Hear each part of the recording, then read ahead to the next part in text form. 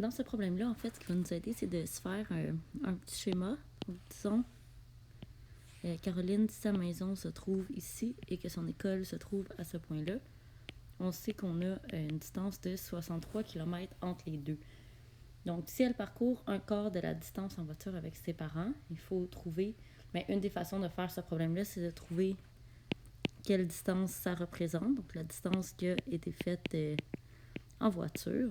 Donc, si un quart de la distance, bien ici, on veut faire comme si la distance, donc le 63 km, ça devenait un tout, et on veut parcourir un quart de ce tout-là. Donc, un quart de 63. Donc, le 2, c'est une multiplication. Et ici, ça ne se simplifie pas, donc ça donne 63 quarts. Donc, s'il y en a qui bloquent parce que c'est pas un nombre qui arrive juste, par contre, si on le met en nombre fractionnaire, ça va donner 15 et 3 quarts kilomètres.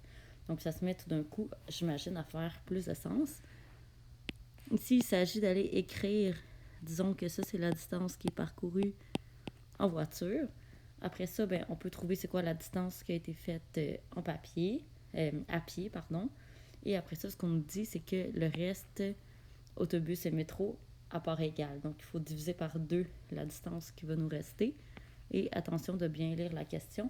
On vous demande quelle fraction de son trajet elle va parcourir en métro et non seulement la distance qu'elle va parcourir en métro. C'est possible aussi de faire ce problème-là entièrement en fractions.